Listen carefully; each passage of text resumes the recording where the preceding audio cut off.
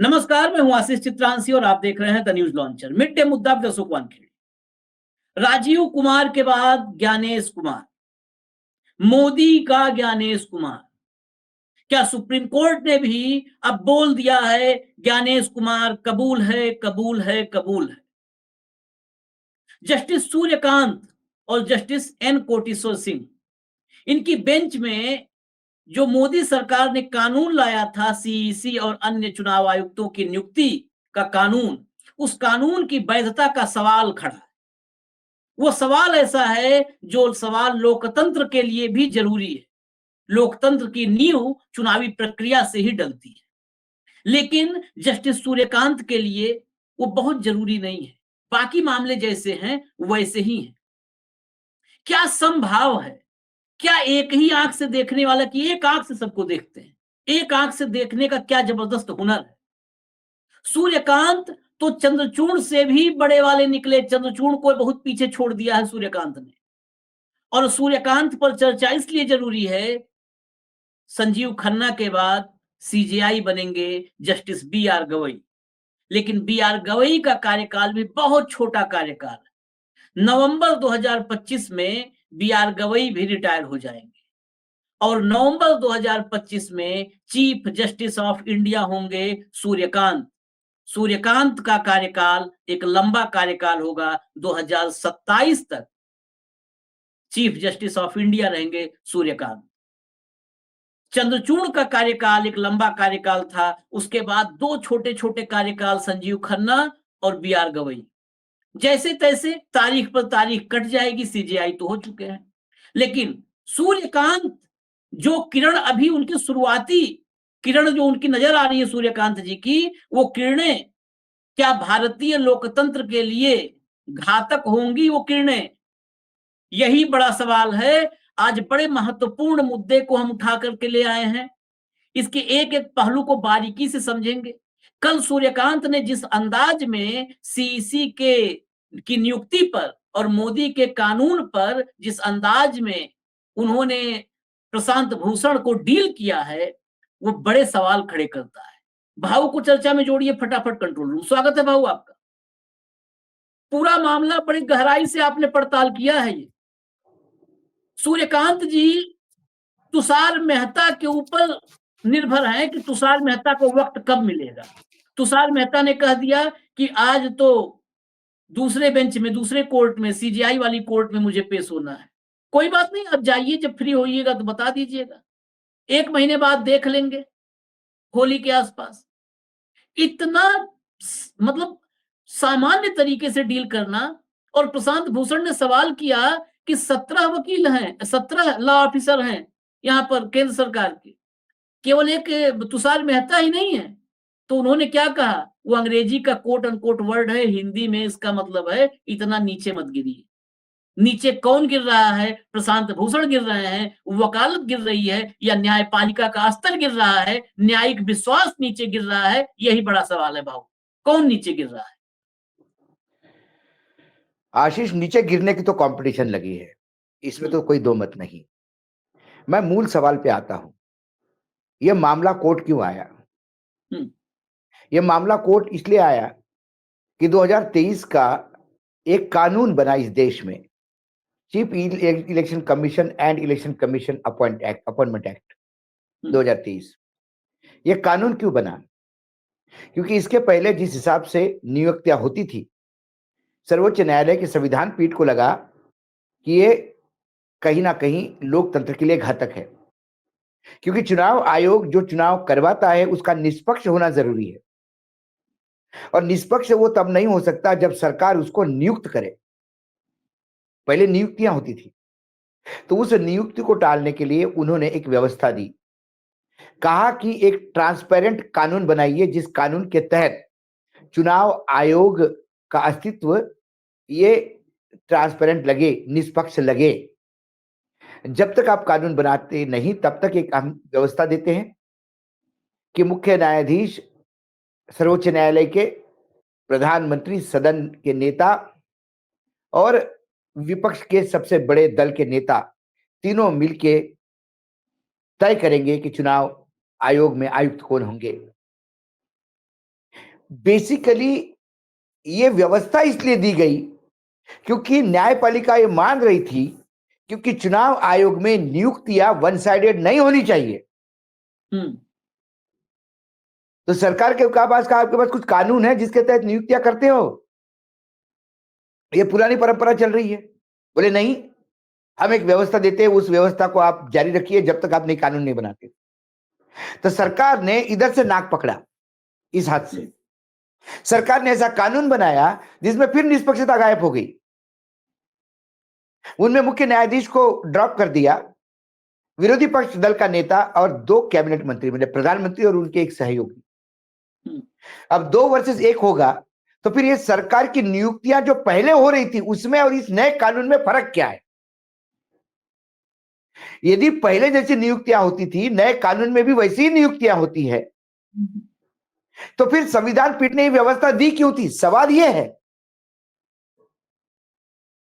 संविधान पीठ ने व्यवस्था इसलिए दी थी कि अपॉइंटमेंट का तरीका गलत था। आप नया कानून बनाइए जिसमें ट्रांसपेरेंसी और निष्पक्षता हो। वो कानून भी पक्षपातपूर्ण बना है। जब कानून ही नया पक्षपातपूर्ण है तो उस कानून को चैलेंज करने वाली ये पिटीशन फाइल हुई है। एडीआर और एक कांग्रेस की नेता ने फाइल की और प्रशांत भूषण ने कहा कि अभी राजीव कुमार रिटायर्ड हो रहे हैं, इस पे आपको जल्दी सुनवाई करनी होगी क्योंकि ये फिर से नियुक्ति होगी और वो फिर सरकारी नियुक्तियां होगी। सिर्फ एक चोला पहनाया गया कि इसमें भाई अपोजिशन लीडर को बुलाते हैं। क्या उस कानून में यह है कि अपोजिशन लीडर ने या विपक्षी दल के नेता ने ऑब्जेक्शन लेने पर नियुक्ति रद्द होगी? क्या ऐसा कहा है? नहीं। By the majority of the panel. Majority of the panel क्या होगा? प्रधानमंत्री और उनके सहयोगी मंत्री दोनों साथ में रहेंगे। तो ये कानून के पहले जो स्थिति थी वही बरकरार हुई है। तो सर्वोच्च न्यायालय ने इंटरवेन इसलिए किया था कि ये नियुक्तियां सरकारी पक्ष द्वारा की जाती थी। इसको निष्पक्ष करने के लिए उन्होंने कहा नया कानून लाइए, तब तक हम नया व्यवस्था देते हैं। तो नया कानून भी पुरानी ही स्थिति पे आ गया, तो फिर सर्वोच्च न्यायालय का इंटरवेन नलिफाई हो गया। सर्वोच्च न्यायालय को मूर्ख बनाया गया, यदि मैं शुद्ध हिंदी में कहूं तो। कि आप ऐसा नहीं कहते तो ठीक है कि कानून बनाते, अब कानून हमको अधिकार देगा कि हम नियुक्त करेंगे। सर्वोच्च न्यायालय को नियुक्ति पे ही ऑब्जेक्शन था क्योंकि चुनाव आयोग की निष्पक्षता पे सवाल उठते हैं। इन्होंने दूसरे तरीके से नियुक्त करना चालू कर दिया। तो इस कानून को कॉन्स्टिट्यूशनली ये गलत है करके चैलेंज हुआ और जब बताया गया वकील ने कि भाई साहब ये जल्दी करिए क्योंकि अभी नई नियुक्ति होगी, तब उन्होंने जानबूझ के वो डेट दी जो 1 दिन पहले नियुक्ति होनी थी। तो चलो हम ये सोच रहे थे कि 19 तारीख को चलो भैया ये नया ज्ञानेश कुमार आ गया, इसको भी दे झेल लेगा। नहीं, कुछ तो इसका एक अर्थ निकलेगा। जब हियरिंग को सामने आया तो ये मैटर 41 नंबर पे लिस्ट था। तो इन्होंने कहा कि जल्दी लिया जाए मैटर क्योंकि बहुत इंपॉर्टेंट है। अभी ज्ञानेश कुमार की नियुक्ति हुई, ज्यादा देर नहीं हुई। तो कोर्ट ने कहा कि नहीं, पहले एक मैटर सुनते उसके बाद करते। फिर एक मैटर सुना गया, उसके बाद इस मैटर को लिया गया। जैसे ही मैटर आता है, जो सॉलिसिटर जनरल ऑफ इंडिया है तुषार मेहता, उन्होंने कहा कि आप प्लीज मुझे थोड़ा सा माफ कीजिएगा, आज मैं कोर्ट में पैरवी नहीं कर पाऊंगा क्योंकि मुझे चीफ जस्टिस ऑफ इंडिया के बेंच पर कॉन्स्टिट्यूशनल बेंच का एक मामला सुनना है। तो भूषण साहब ने कहा कि अरे भाई साहब 17 लॉ ऑफिसर है आपके पास, 17 बड़े वकील है जो सरकार के लिए लड़ते हैं, किसी और को भेज दीजिए या यहां किसी और को भेज दीजिए। अब विसंगति देखिए, सूर्यकांत, मतलब विसंगति पे मैं आता हूं तो उसके बाद पहले ये फ्लो नहीं टूटने दूंगा, मैं बताऊंगा क्या हुआ। उसके बाद जब उन्होंने कहा कि भाई आपके पास 17 लॉ ऑफिसर है, किसी और को भेज दीजिए, तो एसजी ने कहा कि आप तो बहुत ही नीचे स्तर पे उतर आए हैं। एसजी ने कहा या सूर्यकांत ने? नहीं, एसजी ने कहा। एसजी ने कहा कि आप तो बड़े नीचे स्तर पे उतर आए हैं। उसके बाद सूर्यकांत ने कहा कि एक काम करिए, आप वो कोर्ट में जाइए, सीजीआई का केस रखिए, जब फ्री हो जाए तो आ जाना, फिर इसको सुन लेंगे। उसके बाद वकील ने कहा कि सर ये बहुत इंपॉर्टेंट है, ये चुनाव आयोग की निष्पक्षता के बारे में है। यदि चुनाव आयोग में निष्पक्षता नहीं होगी तो 140 करोड़ लोगों के मतदान का सवाल है।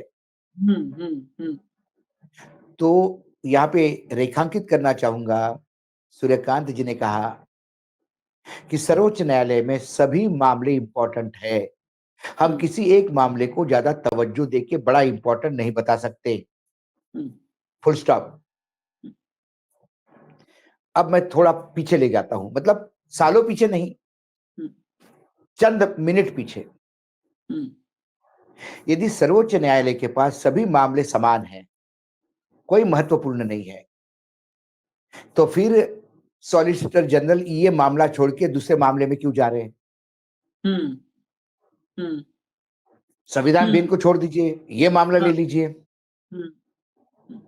जब एसजी कहता है वो मामला बड़ा है तो उनको अकोमोडेट किया जाता है, मतलब उनको छूट दी जाती है कि फिर आप वो निपटाइए पहले। क्यों भाई वो निपटाइए पहले? जब सब बराबर है तो सब बराबर है। सूर्यकांत जी कह रहे कि सब बराबर है, सुप्रीम कोर्ट में कोई बड़ा नहीं है, तो आप इस कोर्ट में खड़े हो, मामला हियरिंग पे आया है, अभी हियरिंग कर लें। जब एसजी कहता है कि उसके लिए वो मामला इंपॉर्टेंट है, तो सूर्यकांत जी मानते हैं कि मामले बड़े और छोटे होते हैं, तो आप बड़ा मामला करके आइए, और उनको कहते हैं कि आप जैसे फ्री हो जाएंगे आ जाएंगे। इस जो एडीआर के वकील थे प्रशांत भूषण, वो दिन भर कोर्ट में खड़े हुए। बीच में 2 बार उन्होंने एप्लीकेशन, 2 बार रिक्वेस्ट की कि सर संविधान का मामला खत्म हो गया होगा तो हम हियरिंग कर लें यहां पे। 2 बार बेंच ने सुना नहीं। बाकी केसेस बेंच देखता रहा, और जब शाम को बेंच ने देखा ये अभी भी ढीठ बन के खड़े हैं, तो कहने लगे कि तुम एक काम करो, 19 तारीख को, 19 मार्च को चांस लेके देखो। मतलब 19 मार्च को चांस लेके देखो कि फिर तुषार मेहता जी को समय हो इस तुच्छ केस को सुनने के लिए। मैं इसको तुच्छ केस समझता हूं,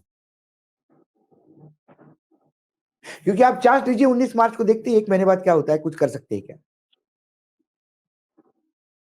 मतलब इस देश का लोकतंत्र पे सवाल उठ रहा है, चुनाव पे लगातार सवाल उठाए जा रहे हैं, चुनाव के निष्पक्षता पे सुप्रीम कोर्ट में केसेस आ रहे हैं। जितने केसेस सुप्रीम कोर्ट में चुनाव की निष्पक्षता को लेकर आ रहे हैं, इस सारे की जननी ये एक्ट है जिसके तहत ये नियुक्तियां हो रही है। यदि नियुक्ति न्यूट्रल आदमी की होगी, यदि नियुक्ति ट्रांसपेरेंट आदमी की होगी, यदि नियुक्ति निष्पक्ष आदमी की होगी, तो सुप्रीम कोर्ट में बाकी केसेस आएंगे ही नहीं।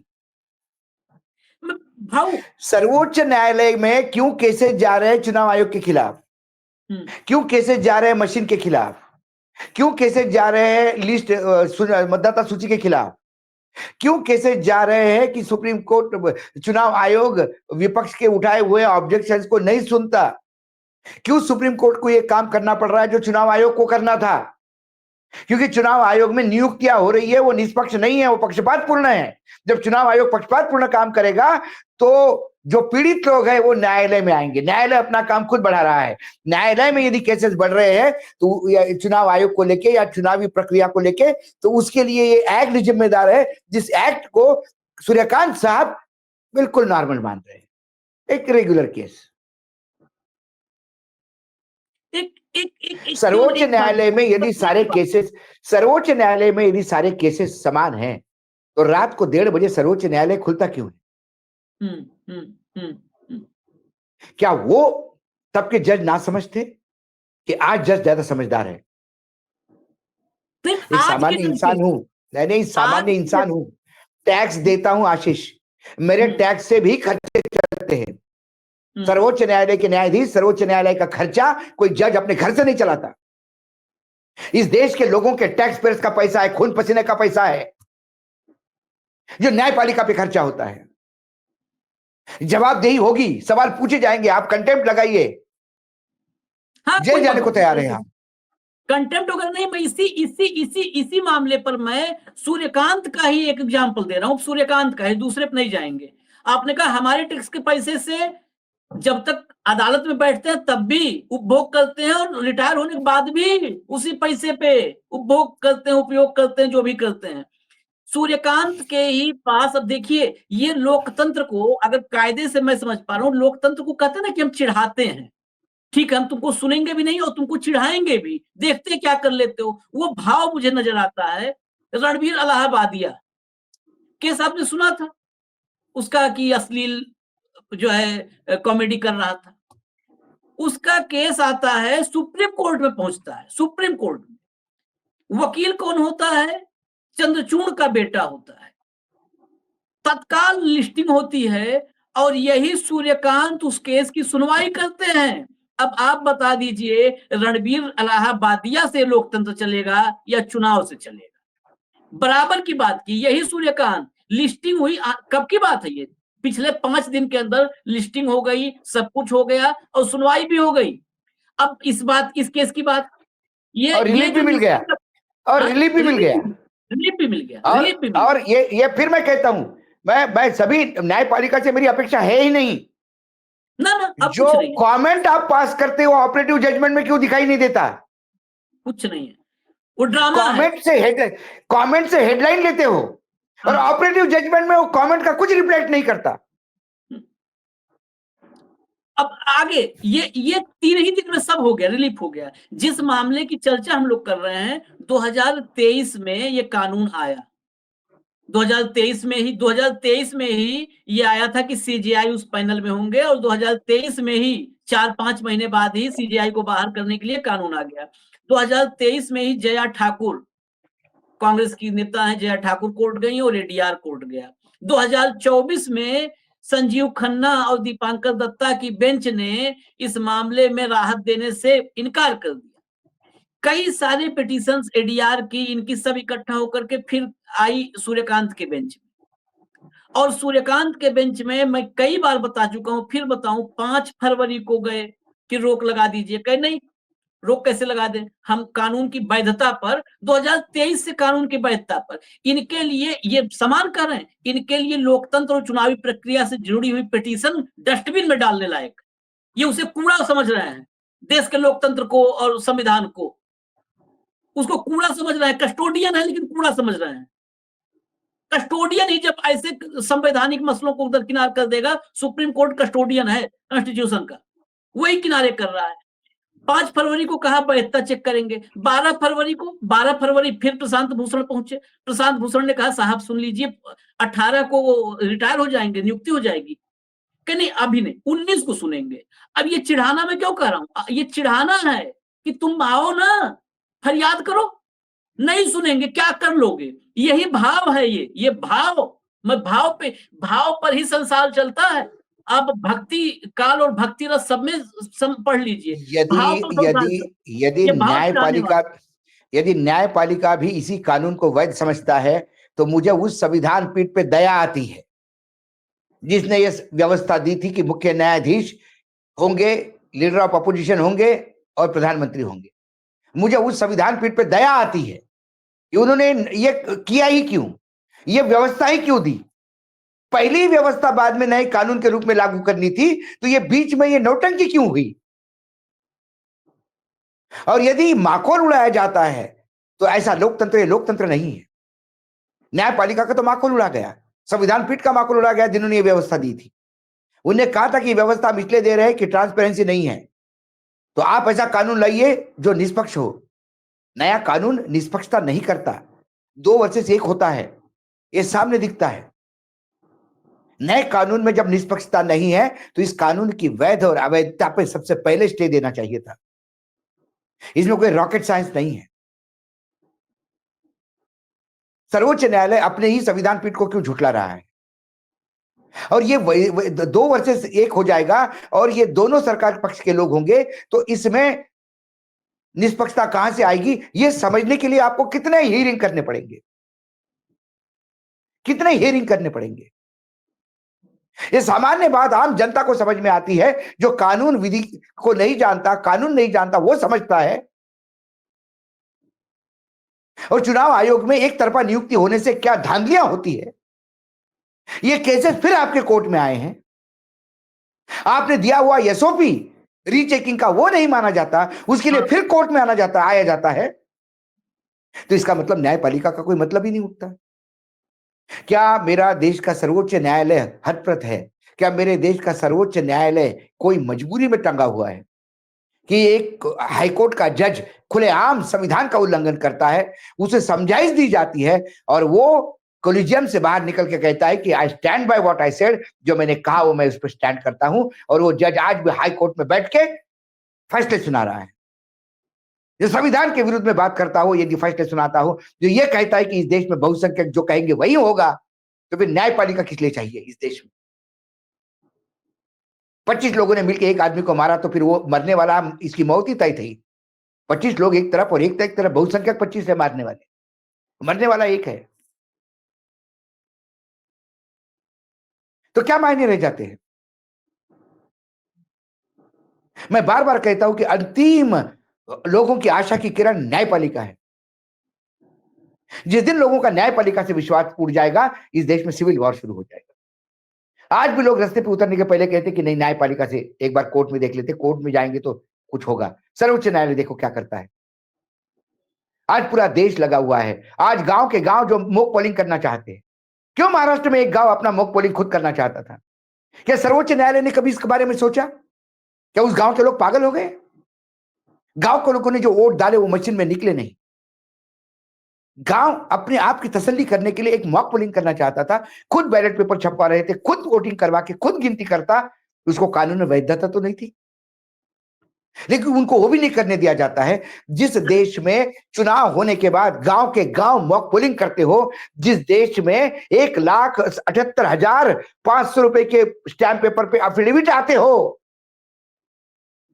5 करोड़ से ज्यादा का खर्चा करके, ये एफिडेविट कि हम हमारे विधायक इस्तीफा देने वाले हैं, बैलेट पेपर से चुनाव करके दिखाइए, जितने वोट से वो जीता उससे डबल वोट से वो जीतेगा। ये लोग क्यों कर रहे हैं? क्या सर्वोच्च न्यायालय ये देख नहीं रहा कि क्यों लोग कर रहे हैं? लोगों की क्या मजबूरी है कि 5 करोड़ 1,78,000 लोगों ने एफिडेविट दिया होगा? छोटा नंबर है क्या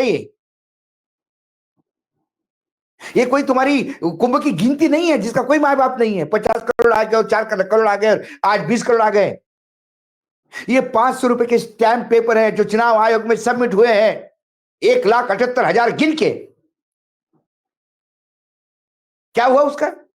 यदि ये लोगों के बीच में भावना पनप रही है तो इस जनता के नब्ज को समझना भी सर्वोच्च न्यायालय का काम है। चुनाव आयोग ऐसा ही नंगा नाचता रहेगा और सर्वोच्च न्यायालय इस नियुक्ति को यूं ही केस समझ के टल्लाता रहेगा, डेट के बाद डेट, तारीख पे तारीख, तारीख पे तारीख। तो फिर 2029 में चुनाव होंगे, जो होगा उसको चुनाव कहा जाएगा। 500 पार भाजपा होगी। मनुस्मृति सर्वोच्च न्यायालय को तब समझ में आएगा जब धर्म संविधान लागू होगा, जहां वकीली पढ़ने वाले बड़े लोगों को न्यायमूर्ति नहीं बनाया जाएगा, धर्मशास्त्र पढ़ने वालों को न्यायमूर्ति बनाया जाएगा। तब समझ में आएगा इनको कि ये गलती कहां की उन्होंने। ये जो विशेला रोप आप जिसको खत पानी दे रहे हो, ये वटवृक्ष होगा, ये लोकतंत्र को नहीं। लोकतंत्र को जब खा जाएगा तो इस संविधान को भी निगल जाएगा, और इस संविधान को जब निकलेगा तो कार्यपालिका भी जाएगी, विधायिका भी जाएगी और न्यायपालिका भी जाएगी। नहीं, तभी फर्क नहीं पड़ेगा। एक बड़ा महत्वपूर्ण सवाल जोड़ दूं, क्यों नहीं फर्क पड़ेगा? क्यों नहीं फर्क पड़ेगा? डीवाई चंद्रचूड़ की जाति क्या थी? इस देश, इस न्यायपालिका में, सुप्रीम कोर्ट में गवई को छोड़ के कौन दलित बैठा हुआ है? कौन दलित बैठा हुआ है? तो जब मनुस्मृति आ जाएगी तो कौन एक दलित है वो भी नहीं रहेगा। इतना फर्क पड़ेगा ना, इतना। इसलिए इनको कोई फर्क नहीं पड़ना है। जो आपने कहा संजीव खन्ना, ये लोग अपने ही आदेश, जो ये दूसरे का सम्मान क्या बचा पाएंगे? जो व्यक्ति अपना सम्मान, मैं हमेशा कहता हूं, जो व्यक्ति अपना सम्मान नहीं बचा सकता वो दूसरे का कभी नहीं बचा सकता। जो अपने लिए नहीं लड़ सकता वो कभी कहे कि हम दूसरे के लिए लड़ रहे हैं, समाज के लिए लड़ रहे हैं, वो ढकोसला कर रहा है। संजीव खन्ना ने आदेश दिया था कि मशीनों का वेरिफिकेशन होगा, उन्होंने मांग तो थी कि पूरे 100% पर्चियों का मिलान हो, वहां पर भी उन्होंने राहत ही दी थी। बेसिकली उनके पास जो केस गया था वो केस था कि 100% पर्चियों का मशीन के साथ मिलान कर लिया जाए। उन्होंने वहां पर सरकार को, राजीव कुमार को, दोनों को 100% राहत दी थी। बस एक उसमें नीचे जोड़ दिया कि जो 5% मशीनों का है प्रावधान, वो 5% मशीनों का मिलान पैसा दे करके एक एसओपी बना देगा चुनाव आयोग। उस एसओपी के मुताबिक उनका वेरिफिकेशन आप करवाइए। उसके बाद आंध्र प्रदेश से लेके हरियाणा और महाराष्ट्र तक जो है मध्य प्रदेश, कितने सारे लोग पैसा जमा किए। आंध्र प्रदेश में सबसे पहले हुआ, कितने सारे लोग पैसा जमा किए, लेकिन कहीं पर उस आयोग ने एक भी मिलान नहीं करवाया। कहा कि नहीं, जो एसओपी है उस एसओपी में ये जो आदेश है सुप्रीम कोर्ट का संजीव खन्ना का, उसमें ये कहीं नहीं लिखा है कि हमको जो है चुनाव के समय वाले डाटा का मिलान करवाना है। हम आप दोबारा करवा देते हैं उसी मशीन से पोल, वो मिलान कर लो। तो आदेश में तो ये भी नहीं कहा है कि दोबारा करवा के मिलान करवा दो। कौन से 36 गुण मिलान करने की बात कही थी संजीव खन्ना ने। आज तक जो जस्टिस इस समय सीजीआई है, और बहुत बड़ा सवाल सीजीआई पे है, ये जो चीफ जस्टिस अपने आदेश को क्लेरिफाई नहीं कर सका कि मैंने क्या आदेश दिया था। ये अब से नहीं पेंडिंग है, हरियाणा चुनाव के बाद ये मामला गया था कि साहब आप सुन लीजिए, आप ही के आदेश पर इन्होंने एसओपी बनवाई है और बनाई है, और हमको पर्ची नहीं मिलाने दे रहे हैं, कह रहे पुराना डाटा नहीं, नया मिला लो, दोबारा वोट करके मिला लो। किस बात के लिए? फिर एक बात और, थोड़ा 1 मिनट लूंगा भाऊ। मॉक पोल करवा के अगर मिलाना है तो पागल कुत्ते ने काटा है प्रत्याशी को। हर बूथ पर मतदान से पहले सवेरे 6 बजे मॉक पोल होता है। मतदान के दिन हर बूथ पर सवेरे मॉक पोल होता है। तो वो फिर से 48,000 रुपया जमा करके मॉक पोल का तमाशा देखेगा कि चलो मॉक पोल खेलते हैं, पैसा फूक के, नोट उड़ा करके। क्या मजाक बना रखा है। और अपने आदेश, जिसके आदेश पर ये एसओपी बनी, संजीव खन्ना, उन्हें तो 1 मिनट के अंदर केस आया, कहते ये तो सबसे पहले इसकी हियरिंग होगी, लिस्टिंग करो सबसे पहले, क्योंकि मेरा आदेश है। मेरे मन में, मैं आदेश देने वाला जानता है ना कि मैंने क्या सोच के दिया था, तुरंत मैं क्लियर करता हूं कि ये क्या सोच के मैंने आदेश दिया था, वो मानना है ये या नहीं है, या यही होना चाहिए। जब वो केस नहीं अब तक फाइनल हो पाया, क्योंकि करना नहीं है, तमाशबीन बने हुए हैं। इस देश में जो चल रहा है उसी को आगे बढ़ाना है, कंटिन्यू करना है। Show must go on. लेकिन शो कौन सा है?